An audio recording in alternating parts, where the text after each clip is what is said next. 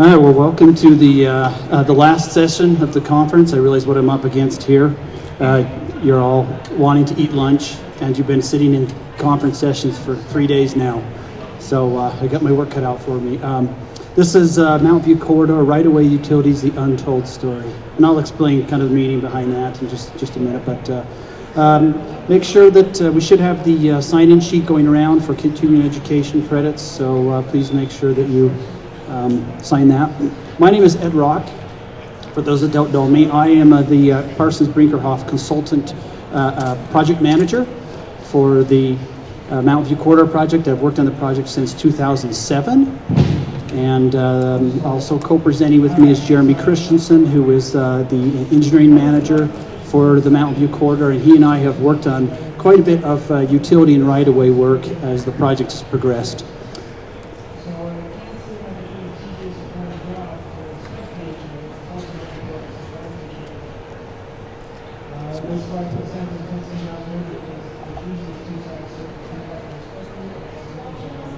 Okay, so what we want to do today is we want to share with you some of the unique and unusual right-of-way and utility challenges that we experienced on Mountain View. It's a greenfield alignment, and so we had a lot of things, a lot of right-of-way utility issues that you don't normally encounter. But although it's unlikely that any one project, I think, would ever experience all of the unique challenges that we had, I think definitely some of the things that we encountered can be applied to your project, and some of the techniques and philosophy that we use definitely can be applied to other projects. These are things that a lot of the things we've been working on are their long lead critical path type of items. And I think Joe Kammerer, who's the project director, has probably been asked, as we finished up our CMGC project in 2012, and currently our proposals for our design build project are due tomorrow. And so in between this time, I think Joe was probably asked, what do you need this army of consultants working on this project? The CMGC project is done, and the design build project has not started. Why do you need all these people? Well, I'm going to be telling you some of the work we've been doing during that time to basically get some of these long lead, critical path, very difficult right-of-way and utility challenges out of the way so they're not in the way of our future and upcoming design build project. And again, hopefully you'll learn some of the things that you can do to maybe apply to your projects. When Terry Newell was the project director, you used to have a little saying on our board. We had kind of 4 little mottos, and one of them was be a good neighbor. And that philosophy, we realized that these homes and businesses and utilities were all there well in advance of Mountain View. And we came in and sort of turned the world upside down. And so we came up with this philosophy of we just need to be a good neighbor and not come in forceful and dominating. Rather, we just needed to work with all of these businesses, residents, and just try to make things right as much as we could. Let me just give you some background on the project. So in 2012, so the area in blue is the area that we completed, that these constructions done. This is a CMGC project which was completed from Camp Williams area, Port Rocco Boulevard up to 54 South. Currently we have 2 projects that are funded, 2 future projects. There's a design build project from 54th to 41st, and again those proposals are due tomorrow. And I will say because of that, if there are specific questions that I need to be careful today, because in all fairness to those contractors and design build teams that are out there right now, just if I get any questions that sort of cross the boundary of I can't tell you that, just need to be aware of that. And we also have a project that is funded from 41st up to SR 201 that is will kick off in a few years. So a lot of the right-of-way and utility issues I'm going to talk about today relate to these future project segments, okay? And these are things that if we didn't start, when we started doing a lot of these when we were working on this CMGC project here. And so the question is, how did we get money to do that? So if we had waited until we had money for these projects, we would still be waiting for these things to be completed. We had to get them out of the way so they weren't in the way of our future projects. So how did we get money to do that if we didn't have a project? Well, this is a slide I want to share with you that this is during our CMGC project, we had about $75 million in contingency. And through the CMGC process, we were able to manage and mitigate a lot of that contingency and risk so that it never happened, okay? And so this represents how our contingency pool changed over time. And at the end of construction, basically, the red represents the risk that we actually had to pull from contingency for. And you can see there was not very much, right? And a lot of the risk that was retired, we were able to reinvest that money in future segments and accomplish a lot of what we're going to talk about today.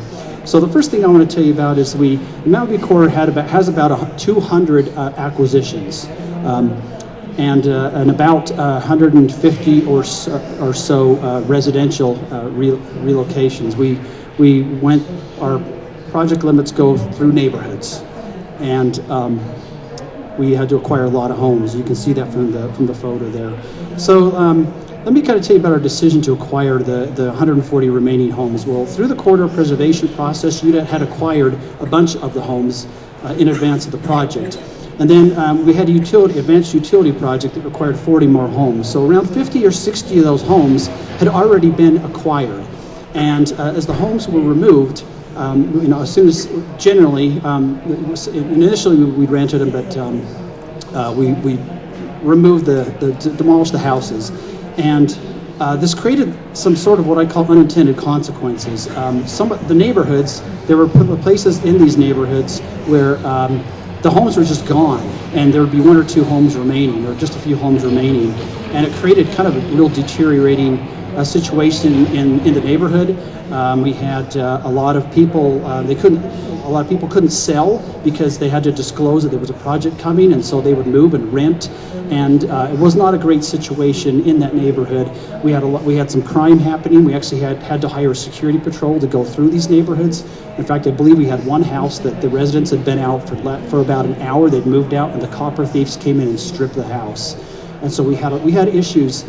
So we made a decision, working with UDOT management, that we would take some of that retired contingency budget and we would acquire the remaining residential acquisitions, which amounted to a total of about 140.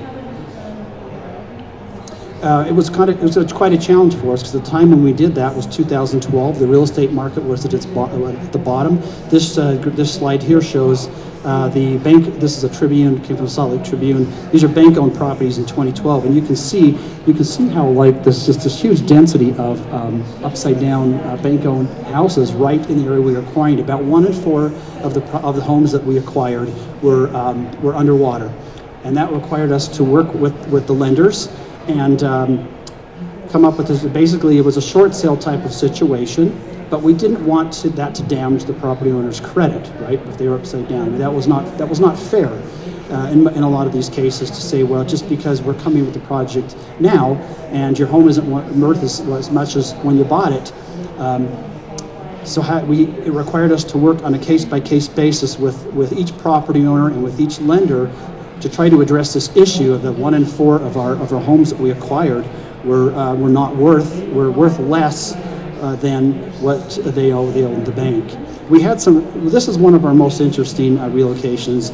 This is we had an individual that we went to go acquire his home, and he had a lot of animals. He ran our animal rescue operation, okay? And what he did is, if you ever seen like Billy the Exterminator or some of those shows, he goes in and rescues animals, but instead of rescuing and then setting them free, he kept them. He had a lot of animals. 127 snakes, 10 tarantulas, lots of frogs, toads, a whole bunch of turtles. He even had some skunks and some alligators. And the best part about it was he was a renter. So under the terms of the Uniform Relocation Act, we had to find him replacement rental property. So go try to find a rental property where you're like, okay, so, the price, how's the price? And so you're good with like over 1,000 animals in your rental property, right? And it was a challenge for us. It took us a year to be able to find a place where we could move this individual. We finally did. But had we not started early on this, if we had waited, we'd still probably be trying to find a place for this individual to go, and we finally did. And it wasn't messy or nasty, or it looked like a pet store inside. It was very organized. Nevertheless, when you try to find a replacement property and you have that kind of a situation, even the city said to us, we don't really want him. We can't have him here because we didn't know this was going on. And now that we know that doesn't really meet our requirements. Frito-Lay, this is a really good success story I'd like to share. So Frito-Lay own these 2 vacant lots right through here.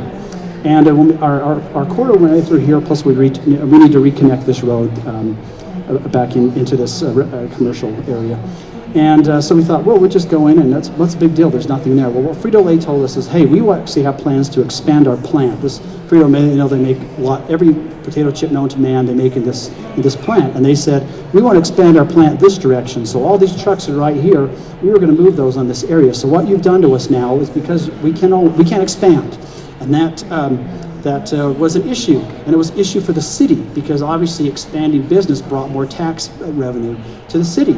At the time, UDOT had this strategic goal to strengthen the economy, and so impacting Frito-Lay and impacting their ability to expand in the future was not really in harmony with that strategy. It certainly wasn't in harmony with our be a good neighbor approach either that we adopted on the project. So we came up with a win-win-win solution. So what we were able to figure out is Frito owned this land back here, but it was unusable because there was steep terrain. But working with our contractor, because we had a great CMGC process, we were able to figure out that, we need dirt. Our contractor needs dirt right down here. And we were having to get dirt way up in here and haul dirt all down this road. So we realized, hey, if we talked to Frito, what if we just excavate this down and create a nice pad that you can expand that direction instead of this direction? And Frito loved it, and the city loved it. It maintained Frito's ability to expand in the future. It was a win-win-win. Win for Frito, it was a win for the city, it was a win for us, and the best part about it was the Frito said, if you guys create this pad so we can expand, we'll just give you this property. So, and it was it cost us less money to haul dirt from here to here than what we had initially planned. Win-win-win. Be a good neighbor and roll up your sleeves and try to solve the problems instead of just being standoffish. So here's Frito kind of under construction right here. You can kind of see the remnants of the hill right here, moving dirt right to that spot. There's what it looks like after construction, and there's kind of what it looks like today. So it turned out a really nice situation. Westridge Golf Course, we impacted an 18-hole golf course. Our alignment went right through it. So how do you deal with that? It's an 18-hole municipal golf course. You can't go to the city and say, well, you guys would be okay with like a 13-hole golf course, right? Because it's or even a 9-hole golf course. And so if they're not, then what are you doing? You're buying an entire golf course? I mean, do you realize the number of acres and the dollar amount just to buy property that UDOT ends up with this massive amount of surplus property?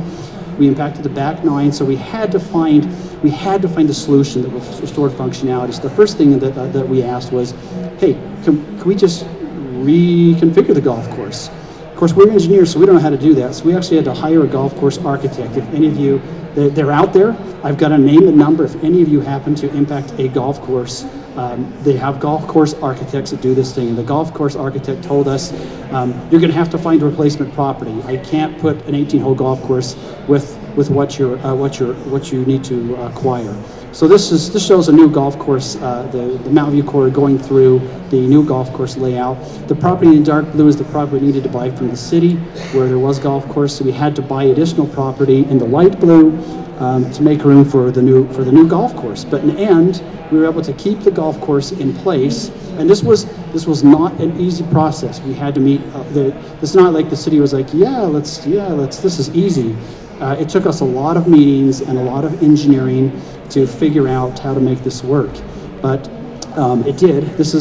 They changed its name from Westridge Golf Course to the Ridge. It's nice. You should golf it. This is what it looked like kind of after our construction, and here's what it looks like today. This is just some aerial views. So this is the golf course before and after. That's what it looks like now. There we go. Before and after. You can see our alignment has been built through there. We haven't paved this section. That will happen as part of the next design build project. But again, because we were able to reinvest some of our savings, we were able to expand the project limits partially and put the earthwork in this section.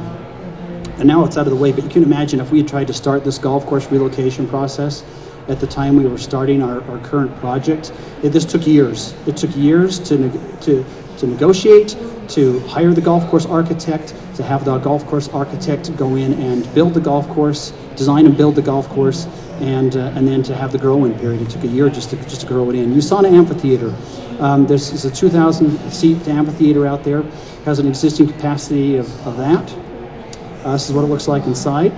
And our alignment went through a significant portion of its parking.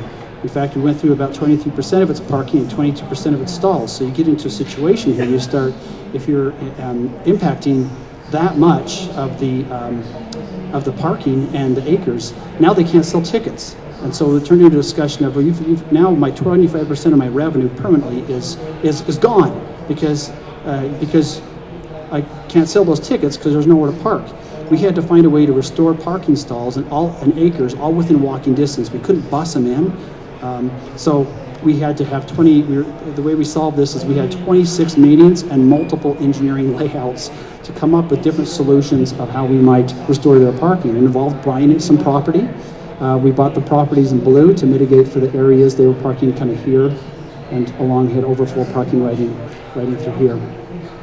Not easy to get there, but through meeting, I think we called this kind of death by meeting because Jeremy and I met with them every week and just hammered through this and adopted a failure is not an option. Because what if we couldn't solve this? What do we do? We're buying an amphitheater?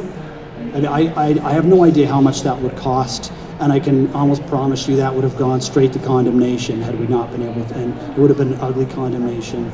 And then UDOT would have possibly ended up owning an amphitheater. This is what it looks like today. You can see the area in the tan. This is the new parking area. That's what it looked like before. See the parking here. And after, we have the new parking lots. Hillside Elementary. We had an elementary school. The new project is coming in and taking about that. You can see their playground area right through here. And so what do you do with it? You can't just go to the school and say, I'm sorry, 30 of your playground is gone forever. So find it. They need that playground area.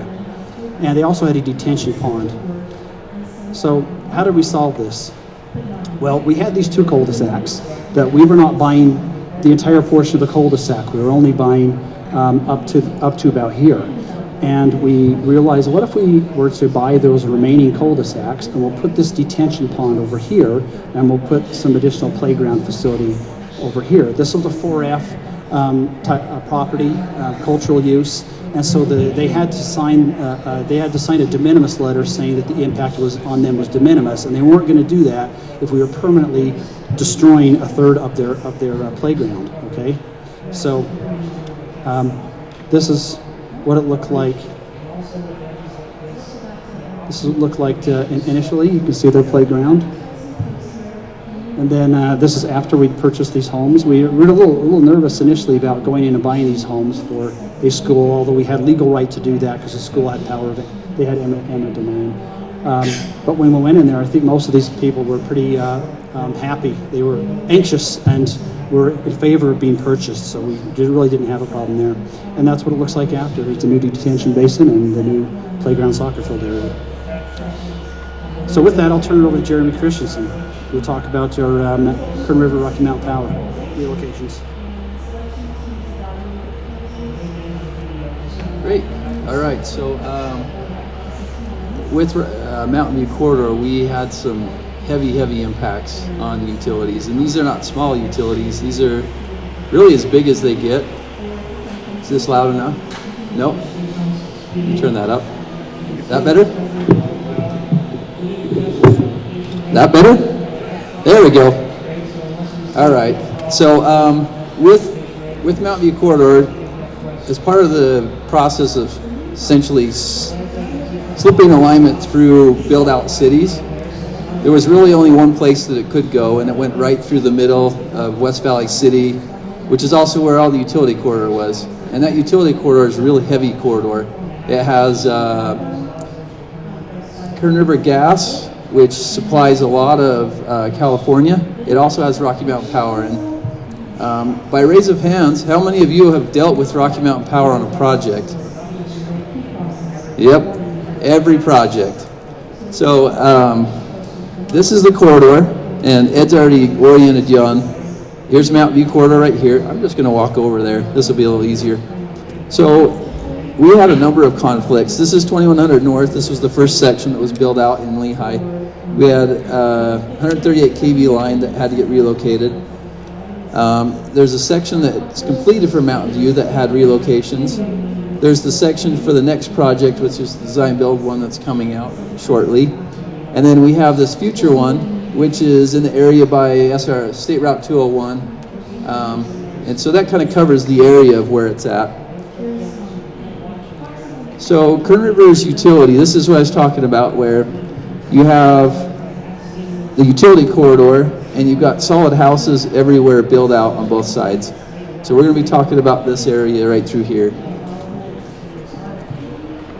So Rocky Mountain Power, they have a 345,000 volt line, 138,000 volt line, and then they also have plans for an additional 345,000 volt line. And on top of that, they even had a corridor to build a fourth line. This segment runs between Camp Williams and the airport terminal. It actually goes further south and also further north, but it's heavy supply lines, heavy distribution lines. Kern River Gas, they run in the same corridor as Rocky Mountain Power, and they're two 36-inch gas lines. These are not small ones. They're 3/4 inch thick, 1100 psi steel pipes, and as I said, they run from Wyoming to California. The challenge we had with them is condemnation is just not viable. You know, they're interstate utilities. They have high rights also, like the state. The schedule of trying to force them through a condemnation doesn't work very well. And on top of that, we need to maintain those relationships with Rocky Mountain Power. You know, like I said, every project hits Rocky in one way or another. Or if you don't, you do your best to avoid that. So the solution was a functional replacement. When we looked at all the parcels and all the properties and all the things we'd have to swap, it would have meant appraisals for 235 transactions where they're releasing rights, they're getting rights, they're getting different rights, and all the things that come along with that.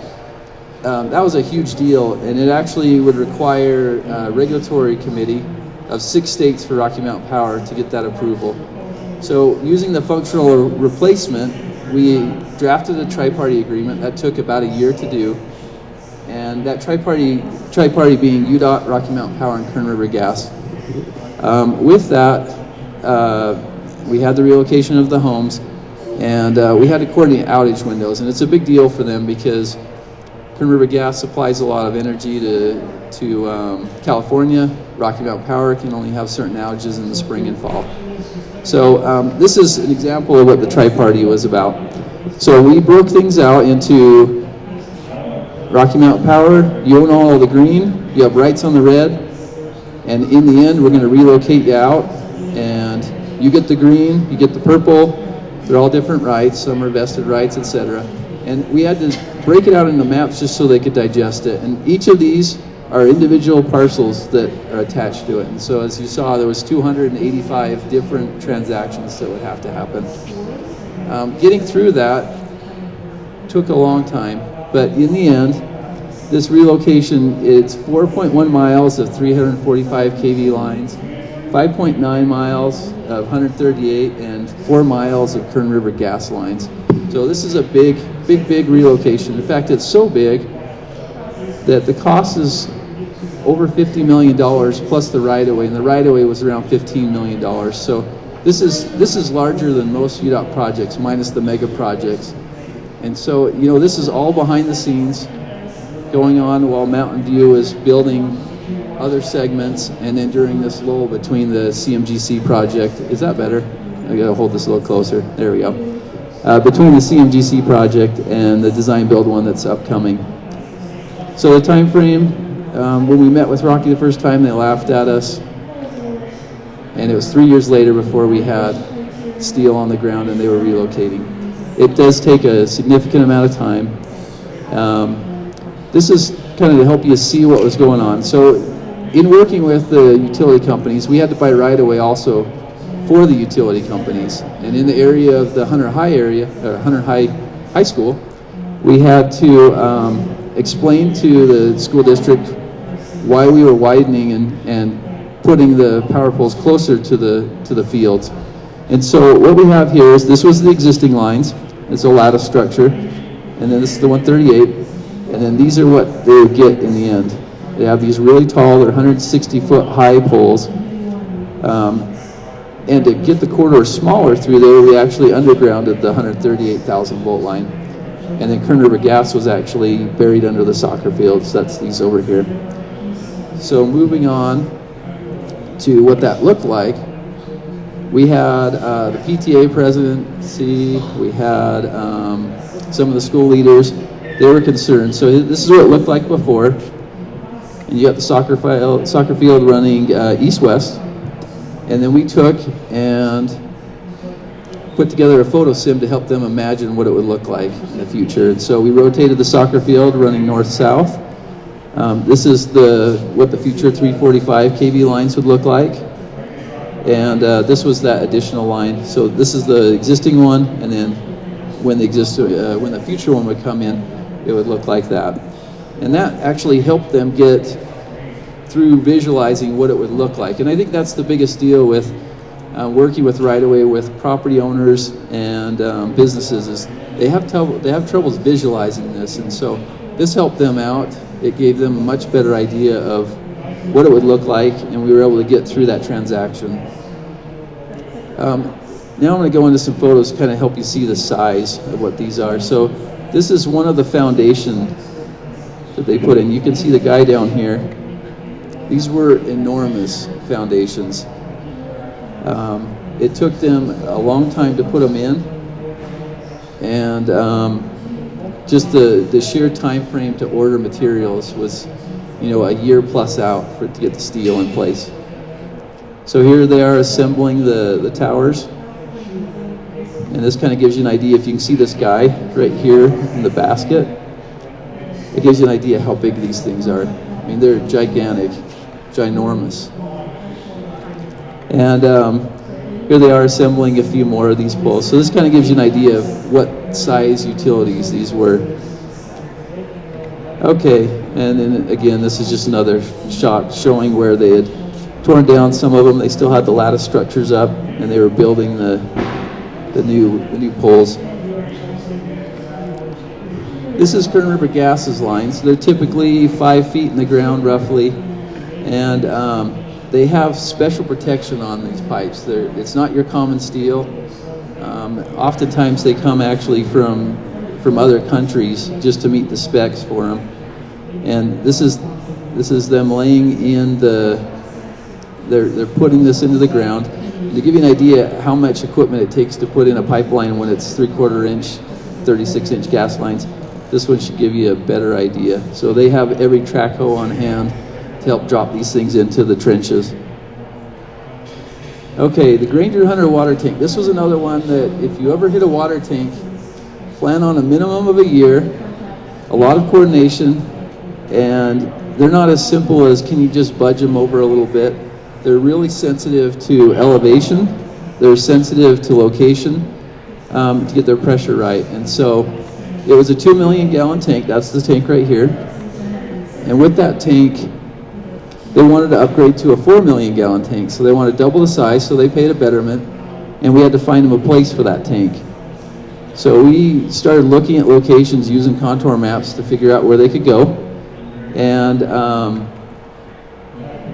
the challenge with that is if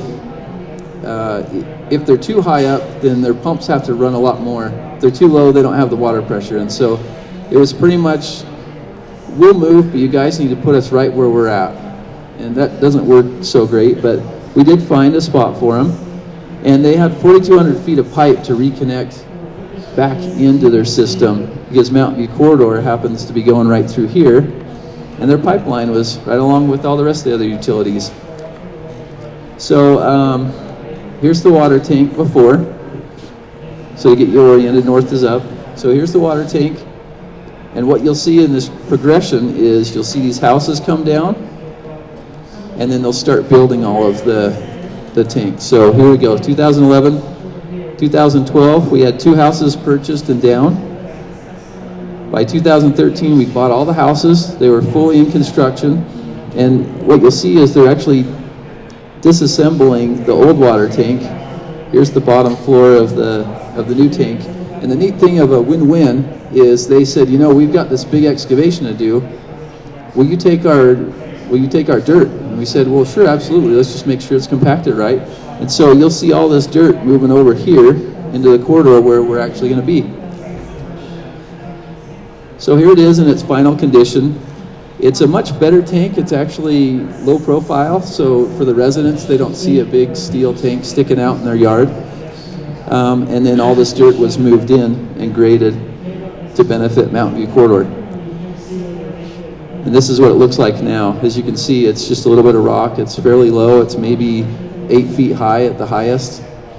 And the best part is that we salvaged the tank. We got the salvage credit for it, and it actually went down to Cedar City. And you'd never guess that this was an old steel tank in Salt Lake, in West Valley City. And Cedar City was very grateful for it because it saved the municipality a lot of money in buying a new water tank. Okay, the WRC, the Wasatch Restoration Center. What this building is, this is another Rocky Mountain Power impact that we had. And with that, the WRC, what they do in this building is this is the whole emergency response team for the valley. So anytime a weather event hits, knocks out all the power, they're responsible out of this facility to go and get all the power back on. It's kind of like a UDOT maintenance shed. They had particular locations they could be at. They needed to be proximate to freeways. They needed, they're actually held by regulatory response times. They get fined if they don't deliver service back again and restore the service. So with the WRC, we run right through. Here's Mountain View Corridor again. Just kind of follow the utility corridor. We came right through their building and wiped out all of their yards. So we needed to move them. What's that? Oh, yeah, we wiped out the yards. So under the Uniform Relocation Act, and I'm not a right-of-way person, but I've learned a lot about it, they get their appraised value. So if you would go, we're buying your house, we pay you for your house, go find a new house. Unfortunately, that doesn't work well when here's the value of your house, you have an older building, and now go find another building, and hopefully you're not upside down on it. And so that's the position we were at with Rocky Mountain Power, and those were not acceptable to them. Because everything, just like a taxpayer, everything that impacts them that's a negative cost, that costs them money, that hits the ratepayers, and they have to justify that. So there was complications with the condemnation path. So we actually, the team worked together to change the administrative rule to qualify this as a functional replacement. With the functional replacement, it meant that we would identify how their use was, so functionally equivalent to what they had. It didn't mean they get the Taj Mahal, but at the same time they need to be functional. So either we had to find them a new place, or we could improve their place. So equivalent office space, their staging yards, their garage bays, their accesses, all those things we had to work out. And so not being like Ed for the golf course, how he explained, we pulled in an architect. We're not architects, and so we had to get the Rockies approval on that. And so we hired an architect. And also the architect hired a contractor so we could get an idea of what's the space use and how much would it cost to relocate it. So what we did is we identified in the building, okay, they have office space over here, they've got enclosed garage, they have a shop, they have all these paved yard areas, parking, identified all of their uses, and then we went on a hunt. And our hunt was to try to find these relocation properties. So we tried starting off first with, how about build out buildings where they could move in or close to move in ready. We went through a number of those locations. Some were better than others. And we collected we found three good areas that we thought would work for them. Then we looked at some bare ground. What would it cost if we just build them a new site? And these are a couple of those locations. So again, this all came about in time. It took a lot of time to get there, but in the end, Rocky Mountain Power said, hey, you know what? There's a building you haven't considered, and we thought about it, and this is an underutilized building. It's called the Utah Transportation Building, and it's where they fix all of their cars. And they said, we have this underutilized space, and could you look at that for us? This whole back area are just storage areas of their cars that are, you know, salvaged, or they needed, their junkyard essentially is what that area was. So what they did is we had architects look at how about a layout that would fit there, and it actually worked, and it worked well enough that when we went through the valuation, and we did an evaluation to make sure that UDOT was paying a fair price, and at the same time Rocky Mountain Power had to get their approvals from their commission or their committee. And so we took cost estimates, we took schedules, put them all together, made sure they were functionally equivalent, and in the end we had the comparisons of 6 different sites compared against their baseline. And with that came the result of let's build it at the UTB. So in January of 15, we hired an architect. One of our in-house architects was able to put together the procurement docs and put out a design build package. And in May of 15, Big D was selected to build the new WRC building, and it'll be complete next year. And so as you can see time-wise, we started this back in 2012 is when we identified the need for the move, and 4 years later it'll be complete. To the salvage yards now.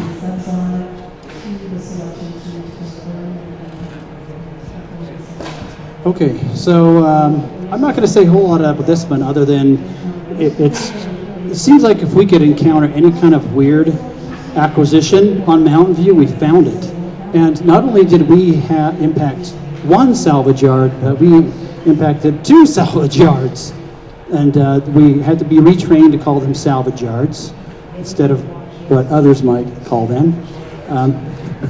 These are salvage yards. The one of them was a really nice facility where they actually kind of pulled the pieces and parts out of the cars and had them inventoried and made quite a bit of money. And one thing I would say that as advice to you, because these are out here, and if you have these on other projects, if you happen to impact one of these, count on the fact that your relocation may cost you as much as the land. It is very costly to move all these cars and inventory it, and there's just a lot of work involved. But we have been successful. I actually thought these were going to be a bigger headache for us, and they went pretty smooth. And if you need to relocate a salvage yard, Diane McGuire in the back there is an expert. She now has 2 salvage yard notches on her belt. She's the one. This is an interesting example I wanted to share. This is actually in our CMGC project limits and not in our future projects, but it does talk about the story of being a good neighbor, and being proactive, which hopefully you're getting that theme from us today. I think in the end, even though it may take you more time to take that approach, UDOT comes out looking a lot better, and people are happier. And as long as you're proactive and you account for the time it takes in the schedule to take that approach, it really is a better approach. And I believe we are better serving the public by taking that approach versus a strong-handed, just get out of the way, we're going to condemn you type of attitude. So this is the Western Hills sledding park, the Western Springs Park, excuse me. And this is a residential neighborhood, and they were using this area here in the winter for sledding. It had a pretty good slope on it. And when we installed Mountain View Corridor, we expanded this detention basin, made a regional basin. But in doing that, we flattened the slopes to that sledding hill. Okay, so here's kind of what it looked like. And they were using it. Not only were they using it, but apparently this developer actually told people when they were moving in, "Hey, we're giving you also a sledding hill." And so it was kind of sold to the community. Now, those seems like kind of ridiculous, but believe it or not, they showed up in force at a city council meeting one night with kids wearing signs that said, "Save my sledding hill." and it made the news, and UDOT just came across looking just like the bad guy, okay? So we had to solve this. How are we going to solve this? Well, fortunately for us, our contractor happened to be still hauling dirt back and forth in this area. And so we said, well, what if we contractors, this is CMGC, we had a nice open transparent process. We said, how much would it cost us for you to just, you're moving dirt anyways, just move some dirt over here and let's build them a big sledding hill. And presented it, our designers laid out, I never thought we have a designer designing a sledding hill, but I believe that was Lochner. I think Lochner designed a sledding hill for us here. Probably never thought that they would, in their wildest imagination, have to design a sledding hill. But they did design a sledding hill for us, and that's kind of what it looked like. Developed some plans for it. Our contractor moved the dirt. Here they are working away.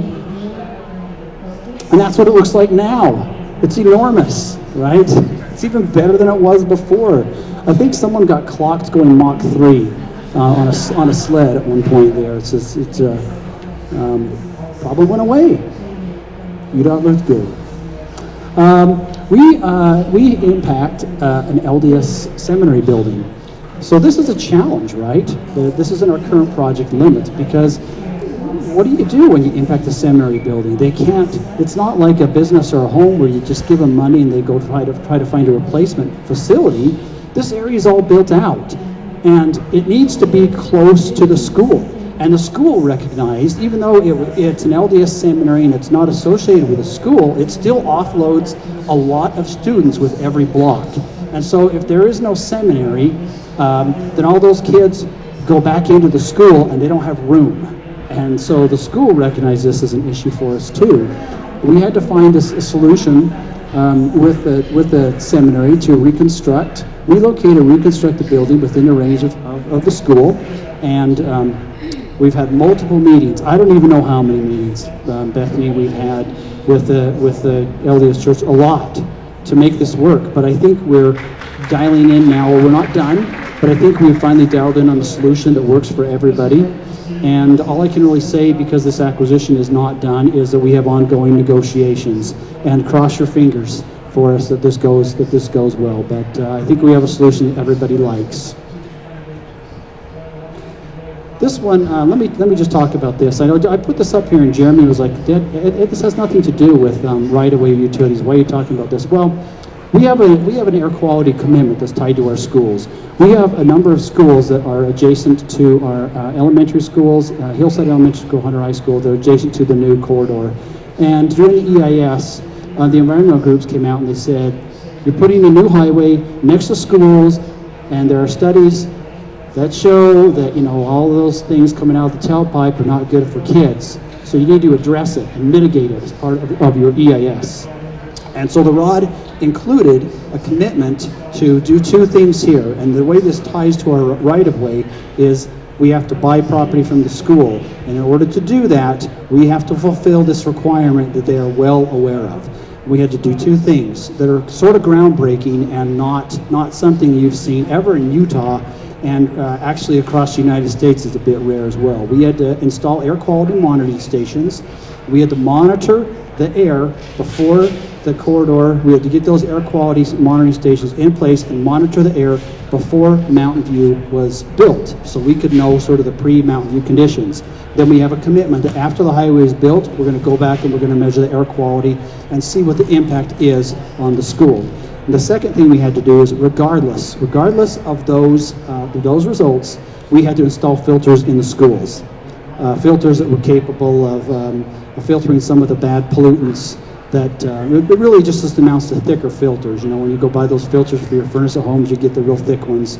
But that involved upgrading their HVAC systems because they weren't capable of pushing that much airflow through.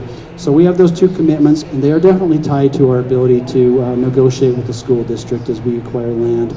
So in 2014, we installed the air quality monitoring stations, and we completed our report. And the school district will complete the installation. It's not done yet, but the school district is on schedule to complete the installation of the filters in 2016, which is hopefully around the time, just the idea there was to get it in place before the road is open.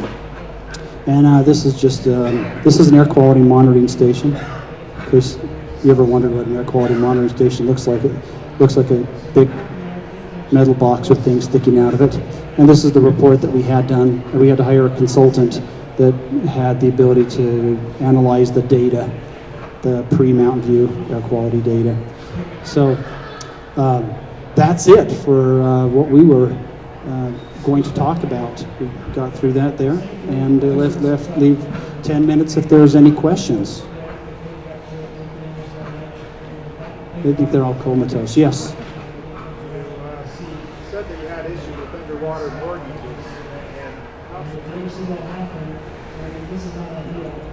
so you said that you had issues with underwater mortgages, where you didn't want to go in and get the windfall and buy properties on the cheap, and yet those property owners, after they're bought out, they're going to go elsewhere and buy properties on the cheap. So were you involved with that? Was that somehow a happy balance found where it's not a complete transfer of the windfall to them?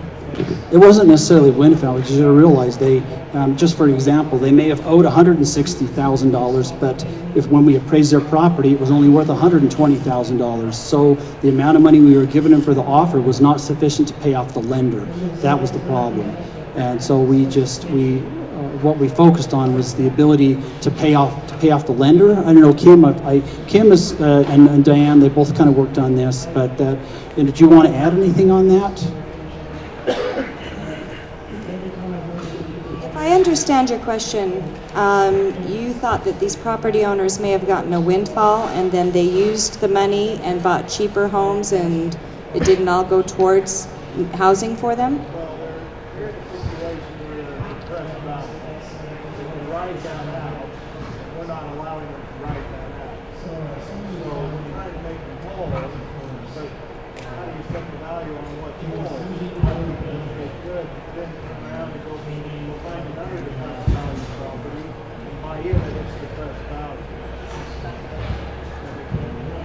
How do you find the... Yeah, we worked very closely with the lenders, and were able to come up with settlements with the lenders themselves. We based the property owner's relocation benefit based on the amount that they owed. They were able to use the relocation benefits to get into a new home, but only if they got into a new primary residence. This was how we had to work this project to help these people. Again, partnering and getting it done in the most effective way. And it worked really well. And it wasn't as if this was only the ones that were underwater, right? So we were just working with the lender. If they owed $100,000 and their appraisal and appraised at $130,000, they were good. They'd get that money and they'd go buy a new house in a depressed market. These were only the ones that were, the appraised amount we were giving them was not sufficient to pay off the bank. Right? And so what are your choices? You can go to the bank and say, the banks are willing to do short sales, but the tricky part was saying to the banks, we don't want you to damage someone's credit. It was not their fault. And this is a case-by-case basis. Because there were homes where simply because they bought high and were selling low, that's why they're underwater. We had others that, they were underwater because they bought expensive toys or did other things that you shouldn't do. A lot of us know you shouldn't do with a mortgage, and they were underwater. This was a case-by-case basis that Kim handled with Lyle. Yep. Other questions? Back to USANA. I feel like a talk show host. Back at USANA, you took out 25% of their parking, and then you had to go build all those parking lots. So you paid for all of that, the land and all the improvements. I just wanted to make sure on that you're covering everything really at the end of the day. Yes, we had to. We did. We had to buy the land, and then we had to through our right-of-way negotiations with USANA, we paid them to hire their own contractor. So they hired a contractor to do. We did a little bit of the work, but they did a lot of the work.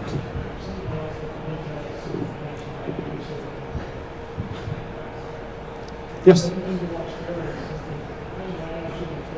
So again, just thinking on valuation challenges, a lot of those replacements then sort of represented a betterment to what they had before because now it's new. Was that considered as part of the negotiation packages? Is that's question for specific to the homes or to the like USANA or the golf course? Yeah. Right. Yes, that did bother people. We always had to kind of find the right balance of. So with USANA, initially they said, well, we want it all paved. If you hear about USANA, a lot of it's, is any of it paved? Okay. And so we had to get into this little battle of, well, it's not paved now. And so we want to give you equivalent. So equivalent square footage. That was a tricky part, is we couldn't find just, if we found a way to give them the same number of stalls, but with less acreage, that was a concern to them because they were like, well, we could possibly reconfigure that space and have more stalls. So we had to get the right number of stalls, and we had to get the right acreage, and we did try to be as fair as we could about not building them the Cadillac if they didn't have the Cadillac before. That's why it's not paved out there. These are and there was some of that. There is some truth to what you're saying about. I think in some ways the parking they got was a little better. Yeah. And the golf course was definitely an issue for us because they went from a golf course that was old, and you could have argued that we didn't need to rebuild the entire golf course. We just needed to rebuild the 9 back 9 we were impacting. But the problem we found is we couldn't reconfigure the golf course without doing the whole thing, which involved basically they got an entire new upgraded golf course. Now their argument to us was, yeah, but we have an established clientele, they're going to be leaving, we hope they come back, we've just barely started making money on this golf course, and now they got to go away for a year while we design, construct, and regrow for a year and a half, or whatever it was. And we had some bigger trees, and now we have to go back to little small trees and grow in and all, you know. And so that's kind of the way they saw it. They didn't see it as necessarily as an upgrade. They saw it as just making them whole. I don't know if that's the right answer you're looking for. Any questions?